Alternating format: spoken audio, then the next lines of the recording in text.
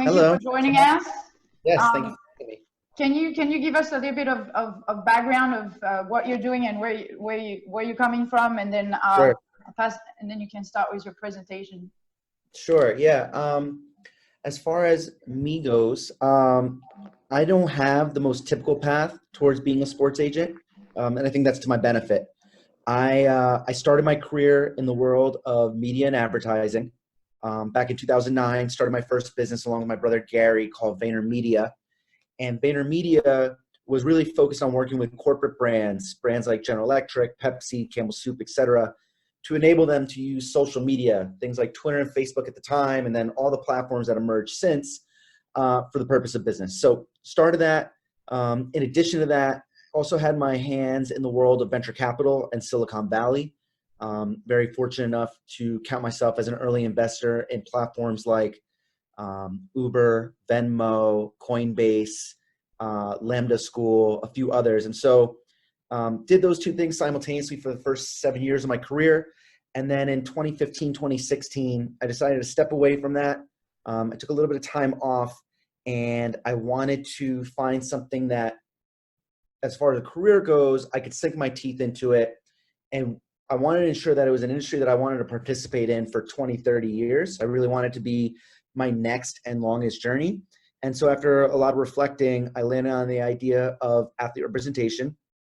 Started VaynerSports about 4 years ago, a little more than 4 years ago, and spent the first 3.5, 4 years primarily focused on football, and have recently branched out and added baseball, gaming, and MMA as additional verticals. So we're now a 4-sport agency.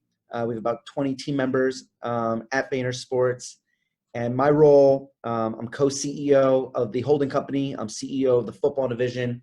And I'm probably the one individual that has their hands the most, apart from maybe Mike Nelligan, our head of marketing and sales, across all 4 categories. So I've had a crash course. You know, we have 35 football clients, about 20 in the MMA space, 10 plus in baseball, and one singular client, Boga, the Fortnite world champion.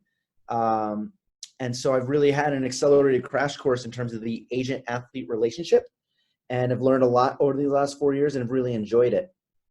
So that's a quick background on me. You know, at a high level, for the purpose of what this is in terms of this event, I'll dive into the athlete-agent relationship a bit. I think that sets the tone for the entirety of it. And so I think, like I mentioned at the beginning, I think the fact that I have an untraditional path, I don't think you're going to find a lot of media executives and venture capitalists turned sports agents. And I think that's to my benefit. It's a fresh perspective.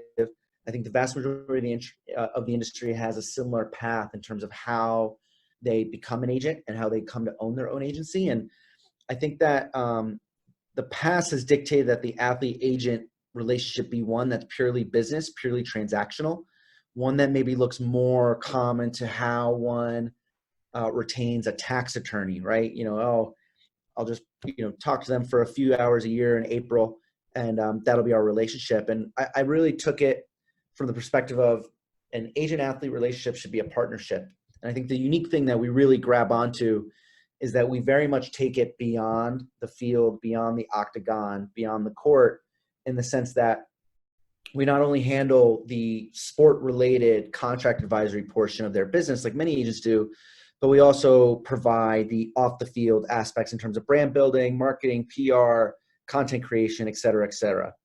And then the really differentiated offering, and you know, it's going to take us time to walk the walk, and we've started it, is our mindset is when you hire VaynerSports, you're hiring us for the duration of your playing career, but we also want to have that relationship for your post-career. So I'm proud that we have a few athletes that are no longer playing the game that I still speak to frequently. I still look for ways to help them, and we still keep a friendship. And I think that's important. I found that over the last few years, I've had many conversations with retired athletes that that don't have that same relationship with their agent or agency. And so I take pride in that. And I think that mindset allows us to have the opportunity to help shape the athlete's career beyond the actual, you know, call it narrow focus of the contract. And so I very much believe that an agent, if they have the right background and the right ability and the right desire, can play a large role in helping an individual athlete, a human, do well and succeed. And so that's my general mindset. Miriam, I don't know if you want me to shape it a certain way, or should I just keep kind of riffing on some of the things that you and I discussed prior to this? Yeah, I think if you can keep going, that would be fantastic. We definitely want to hear how you can have this global approach on the athlete. And I think we've heard from Andrea from the coach perspective.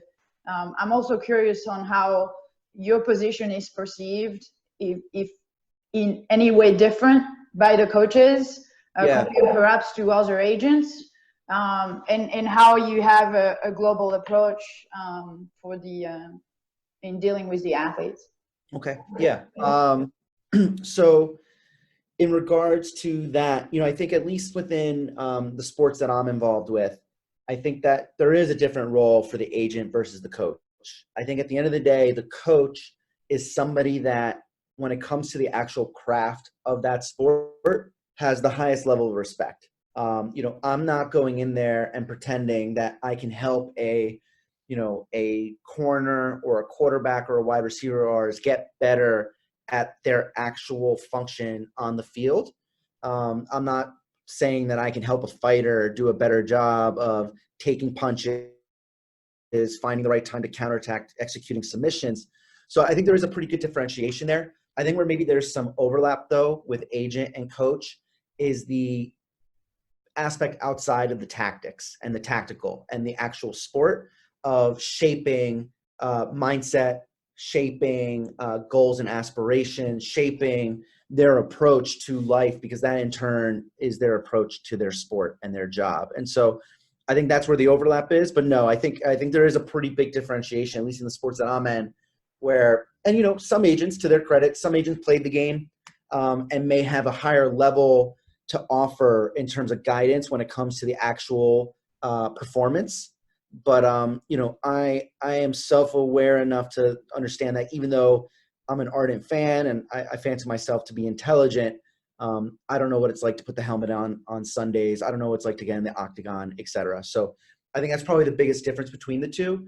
I think one area where maybe there's also some overlap is that I think especially over the last 5 to 10 years, there has been a dramatic increase in the understanding of performance when it comes to a mental aspect of it, right? I think you go back 10, 20, 30 years ago, nobody really talked about the mental aspect of performance or the ability to train your mental performance. And so that's something where I'm sure coaches, and then we're also taking the approach of introducing our guys to mental performance trainers and to practices. For example, client of mine, Darnay Holmes, so rookie for the New York Giants this year on the defensive side of the ball. He just did an interview, and I was reading through the interview, and if you read that interview, you just know that same interview is not being had 20, 30 years ago, maybe even 10 years ago, right? He talks about how part of his routine, he does one of two things in the morning. He either reads 2 Bible verses, and if he doesn't do that, and sometimes he does both, but either separately or in addition, he does a 15 to 20 minute guided meditation. That's crucial. Another thing he talks about is a routine that he has in terms of just focusing on his breath. I believe the number was he takes 17 breaths to start his day just to get himself grounded and in a strong place. And then the final piece of it, he talks about in his college career, how he became an avid chess player and how he has a chess coach. And so I think if you look at that, Darnay is somebody that was a 5-star football prospect coming out of high school. But over the last 4 years, he's really harnessed in on, okay, in order for me to reach my lofty aspirations and ambitions, I need to layer on a mental component that mirrors the physical component, and things like breathing, guided meditation, the Bible, and chess. Those are all very mental performance-related aspects that, when combined with his physical abilities, enable him to succeed.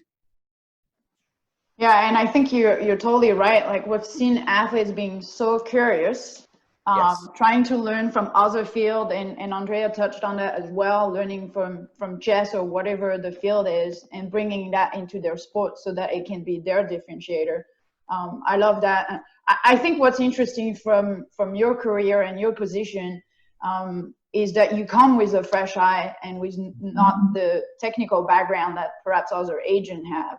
And I think for the athletes, that's really interesting because you're someone that can give them that neutral perspective that they perhaps they can't have from someone else, but also allow to have some sort of a better balance of power, perhaps, when it comes to their relationship, either with their team or their coaches. So I think that's really interesting. You talked about helping athletes outside of or after their retirement. Can you tell us a little bit more about how does that take shape?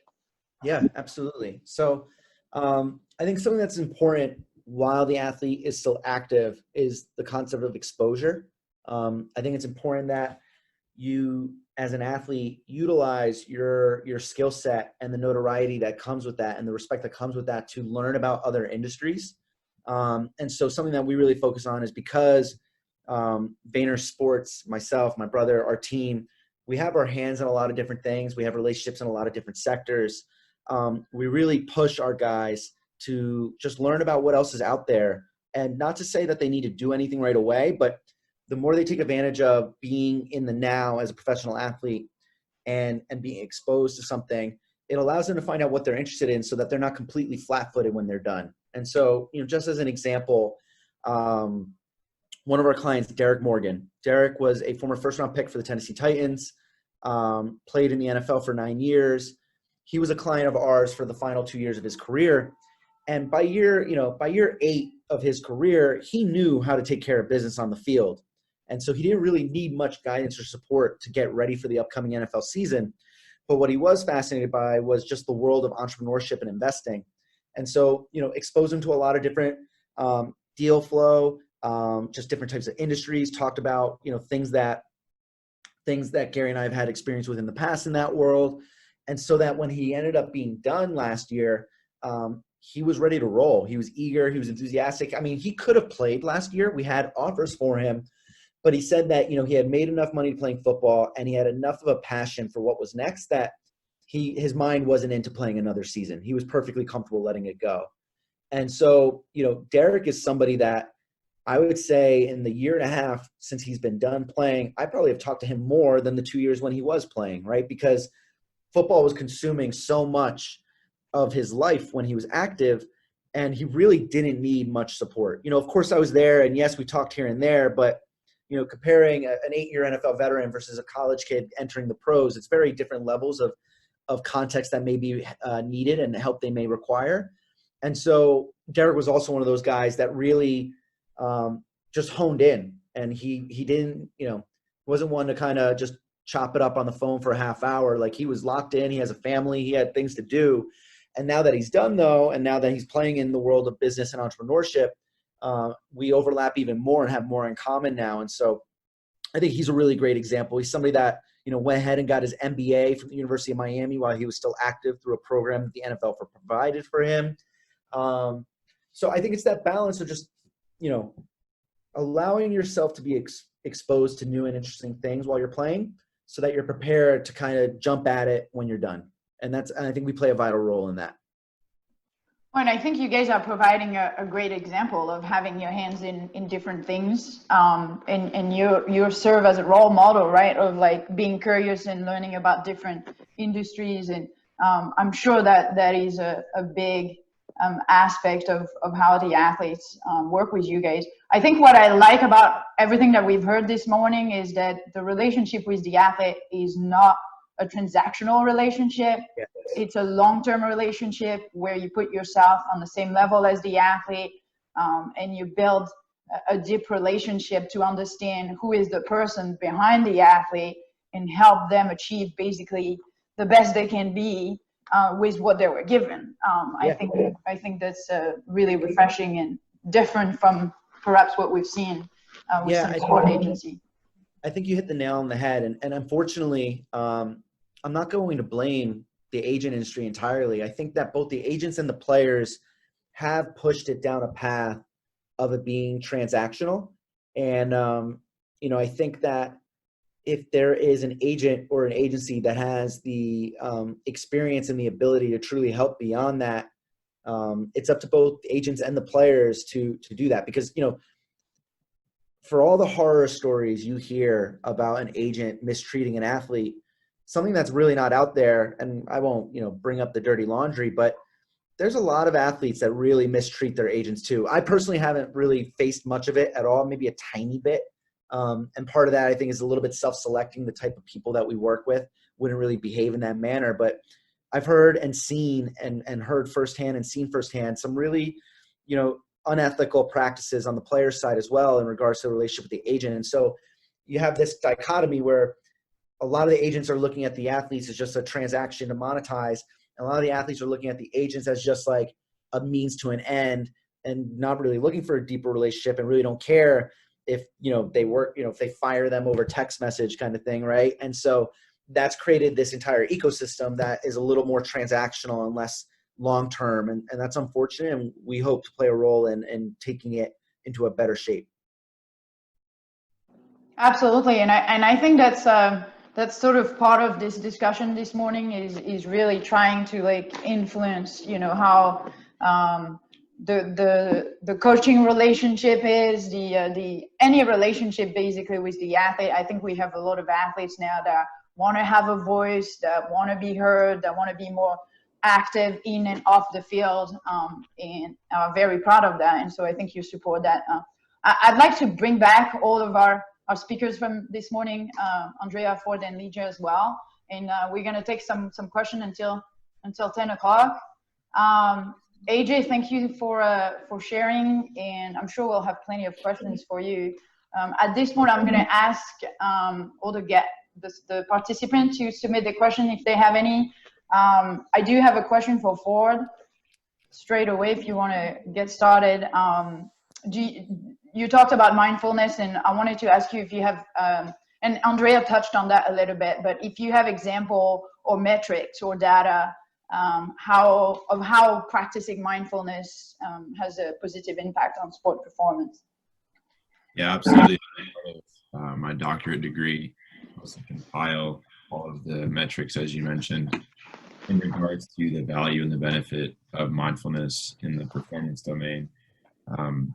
Providing people with as many papers as I read probably isn't the best way to go about it. But I think if people are interested in these specific metrics, feel free to reach out and we can have a conversation offline to discuss specifics related to what type of performance domains are influenced by mindfulness. Do you have a specific area of you know, you talked about the different pillars of health. Do you have a specific area that you feel perhaps is the most impactful, or they all sort of balance in terms of how they impact performance? Yeah, it's a great question. At the end of the presentation, I alluded to the interdependence of all of these pillars. And while we go through courses and we study these things in isolation and train athletes in isolation to focus on nutrition and focus, let's say, on movement protocols or sleep protocols, you can't really have one without the other. They go hand in hand. And the synthesis is the most important thing at the highest level. So being an elite athlete myself, I understand that if my nutrition's off, my sleep's probably going to suffer. And if my sleep is off, then my hydration will change. And if my hydration's changing, I'm not going to want to move as optimally as I can. And then my respiration will be thrown off as well. So yes, you can focus on one or two, but really if you're not taking a collective approach to that particular pillar, then you're not ever really going to reach optimal performance. Yeah, that makes sense. And I think a lot of people talk about, you know, I mean, I guess meditation is sort of like the trendy things to do right now. Do you feel that first, that's correct? And second of all, have you seen a lot of athletes implement that in their regular routine and seeing a difference in their mental skills, perhaps? Yeah, I don't know if it's correct or incorrect to answer your first question, but I think what's driving that are the elites of the elites. For example, LeBron James, Michael Phelps, Simone Biles have alluded to utilizing meditation or mindfulness as a way to increase their performance. So it's in mainstream media and it is a hot topic. But with that being said, just because it works for them, it may not work for you. So part of that practice, part of that cultivating your own space and taking that time in the morning, as AJ mentioned, one of his clients, learning how to breathe optimally and learning what that feels like, I think is so critical in understanding yourself, because as an athlete and even as a coach, any performer, this is the vehicle that we use to perform. So if you're not connected to that at the highest level, then you're really not going to ever reach optimal performance. It's like showing up with a race car that isn't tuned. There's no chance of even competing. So we know at the highest level that everyone's big, everyone's fast, everyone's strong. Unless you're in gymnastics, everyone's small, everyone's strong, everyone's fast, right? So there's there's relative sides to it as well. But what separates the elite from the really, really good is what's going on in between the ears, and having that ability to control their thoughts, which then ultimately controls their actions, is of utmost importance for optimal performance. Yeah, absolutely. And I think having this mental skill approach from a sort of an inclusive way that is not just concerned with your athletic performance, with other aspects of your life, is really important as well. Leisha, there's a question for you on how do we encourage elite coaches to actually break away perhaps from the way they were coached and develop more of their own philosophy. I know you touched on the athlete-centered coaching philosophy, but a lot of coaches will coach the way they were coached. Do you have a recommendation on how we can encourage them to actually do things differently? Yeah, sure. I mean, the first bit of it is that it is a process to go from how you were socialized to be a coach and that particular area of comfort, to kind of adopting new approaches that may seem to be in opposition to how you think coaching should be. So the first thing is that I would recommend not doing too much too soon with any of your coaches, if you want coaches to adopt new frameworks and new approaches, but little bits at a time. So I would say number one. Two, really focusing on the process. And I think that first, bringing coaches into what is their story. Like, who are you as a coach? How were you coached? And bringing that to their level of awareness of, like, you coach because this is how you were coached. How did you feel in that particular coaching model? And how do you bring that into your particular philosophy now? Is this a philosophy that you 100% jive with? I think that many people don't go to kind of historically where they started in their own philosophy. They just kind of do, right? So like, and what I mean by that is, like, me as a professor, when I first started teaching, I didn't know what I was doing. I just did what I thought was a professor, and I modeled it from what I saw, right? Now, throughout the years, I began thinking about what is my teaching philosophy. And in realizing that, I recognized, maybe some of the things that I did actually isn't who I am. And beginning to read and talk with other people, mentors and peers, about how I can adopt things that align more with who I am personally as well as professionally. So I say all that to say is asking coaches, if you feel that you want your coaches to adopt these approaches, first asking them, what was your starting point? Where did you adopt this coaching philosophy? Do you have a coaching philosophy? What do you want your athletes to know you as, right? There's something that a colleague always says to me whenever we're in meetings. She says, if we don't address anything else today, what is the one thing that we want to, like, make sure we discuss, right? And I would say that to a coach as well. Like, if there's nothing else that you want your athletes to know you for, what is it that you want them to know you for? Was it that you were a friend, that you cared, that you gave them a personal best, you helped them to a personal best? Like, what are these pillars? And in that starting point, I think you can begin to get coaches to think more that they are athlete-centered, but how are they articulating that to their players? Yeah, and I think it goes in line with the perspective that we talked about with all of you, is being curious about what's out there, how other coaches are perhaps coaching, how they're coaching in other for other teams, other countries, just educating yourself and gaining some perspective, right, on your own experience, and creating then your very own path. Andrea, I want to reflect with you on this because you had a pretty directive coach yourself when you were an athlete.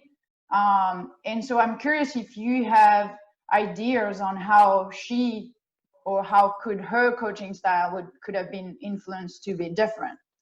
Have you ever thought about that? And second of all, what was the stimulus or the thing that make you reflect on your own, on the way you were coached and wanted to take a step that was different from that? I think for some coaches that are more away from this philosophy, the best carrot you can put them in front of them to follow, it's that they are centered in the results usually. So put them in front of them that this will be a good result at the end, because I think it's the way they will click on okay, maybe actually it's better for what I want, which is the results for now, and then from there they can discover a whole new world, no? But persons like my coach will never change if they don't know that this will give an outcome at the end. If it's only because it's better for an ethical perspective or moral perspective, at the beginning they will not change unless they think it will bring a result in the long term. So I think the first step for this kind of coaches is it's better for your goals. And then once they are in, they actually enjoy it more. And like, for example, my coach at the end, she was much more this way because she also knew that it was the best way, even for her. And for me, what made me change is all these studies behind, that especially in the US exist. It was one athlete who gave me one book, like it's called Every Moment Matters. And it was the first time that I saw that there's a whole world behind it. And I was starting to discover, and I couldn't stop reading for nights and nights. And then I realized that I had like so much more science behind and much more logical onto what I wanted to do, but I didn't know how, because I never had the experience. So I think sometimes just a book, just a little inspiration that makes you, oh, this way it's also possible. It's a big step, like in other fields when you discover for the first time, and also having examples from our athletes. And now it's more like it's growing, it's starting to be everywhere. So it will be much easier now than some years ago. Yeah, absolutely, that makes sense. And yes, there is a lot of evidence showing that these are great. This is a great way to coach an athlete. I want to ask you guys a question for all of you. You're innovators in each of your fields, and you're driving and influencing the industry in a different way, in a different direction. I would like to know and ask you, where do you see sport evolving? Where is the place of the athlete in the future of sport, especially with everything that's been happening the last 6 months?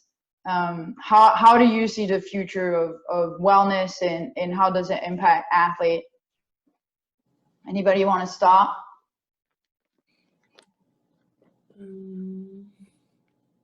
AJ, you're on mute.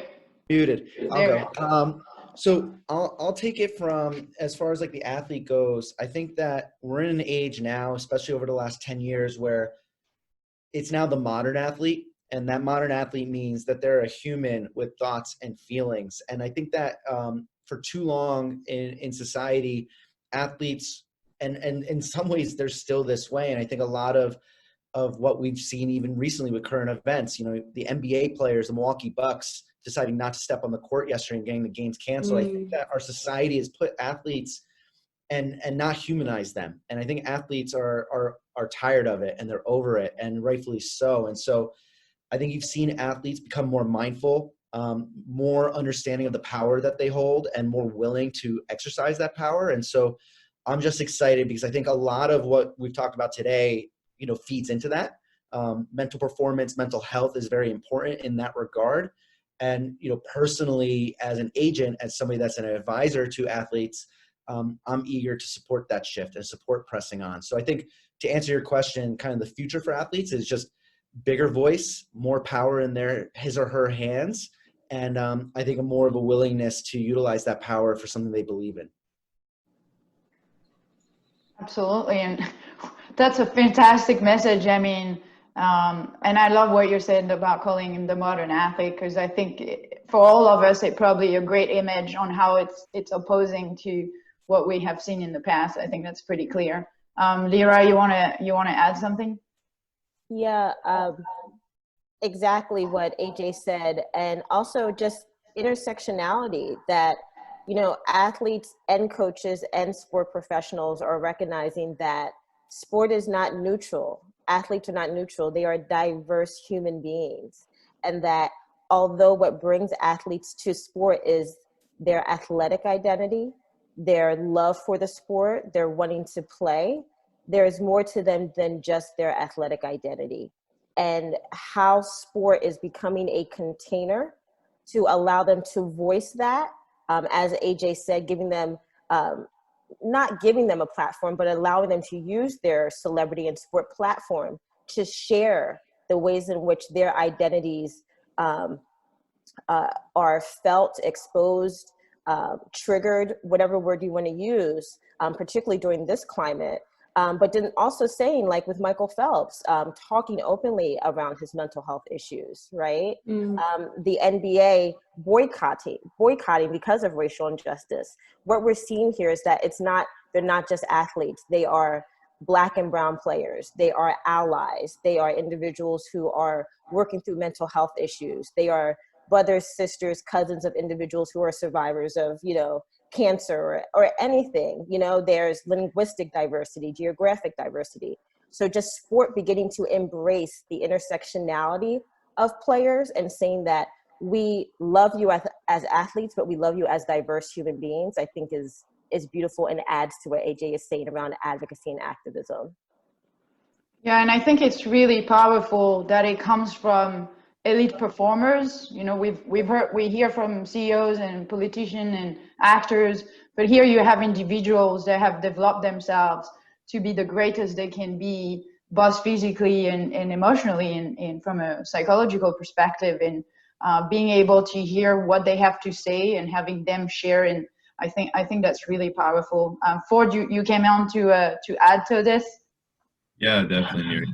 To bring in another layer and to echo the modern athlete with the modern coach, and understanding that the modern coach is now more educated, I think, than ever before. And it's critical. I was on a call just yesterday with a coach at the USA level, and he's at the Paralympic level, and discussed how valuable it is to have mental skills training. And yet so many of these coaches don't know where to go for this education. So platforms like Athlete Soul that offer this education to, of course, athletes, but also staff, administration, coaching up the chain. So it's a top-down approach.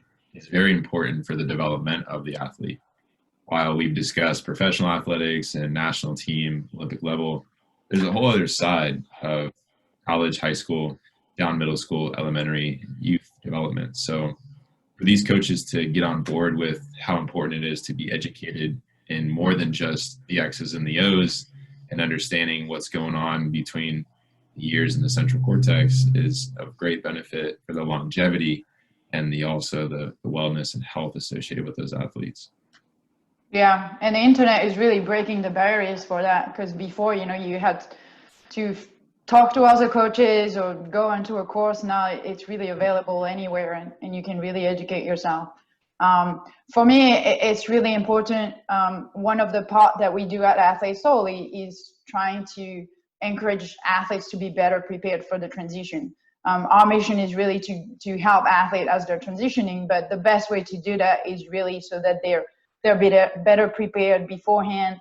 They have developed their whole self, and they understand that their self-worth is not just linked to their performance. If they can have that before they actually retire, then they will be halfway there if they have a guide and a facilitator afterwards. So I think this discussion on athlete wellness, the modern athlete, the modern coach is super important, and hopefully we can continue to influence people to come more towards that direction.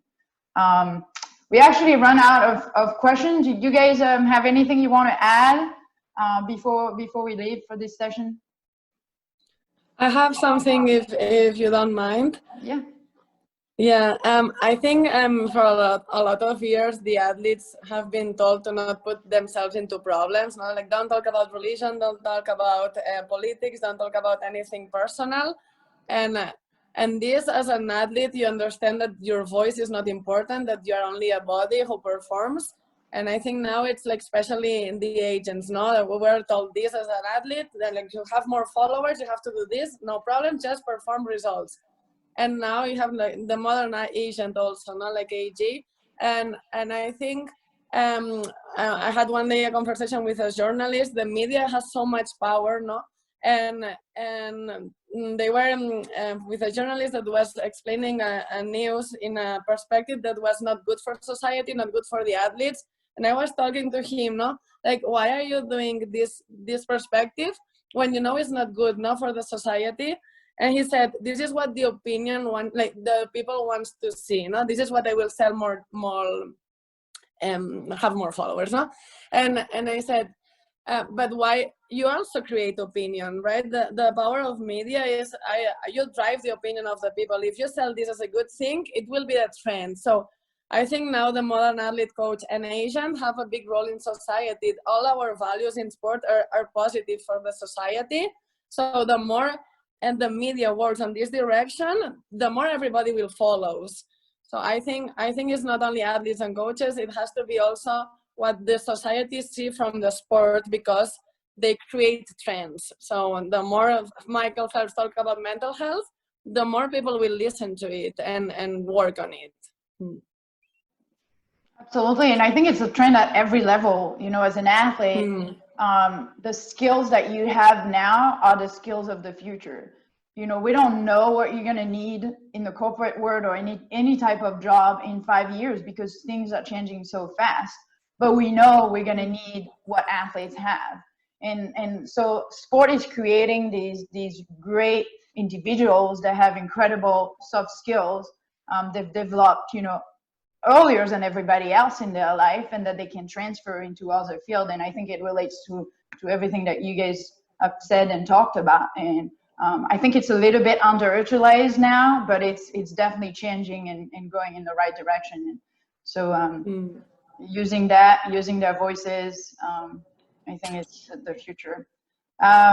If you guys don't have anything else to add, we're gonna end the session here for this morning. Thank you so much for joining us, contributing to the conversation. All four of you guys, really appreciate it. Thank you. Thank you. Thanks a lot. Thank you.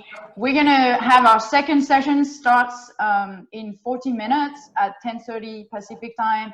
We also have a networking session at 10 o'clock. So for those who are registered, just hop off and join the next link for the networking session, and same for the second session. All right, and thank you guys. Thank you so much. Have a great day. Really appreciate it. Bye. Thank you. Thank you, Miriam. Bye. Thanks.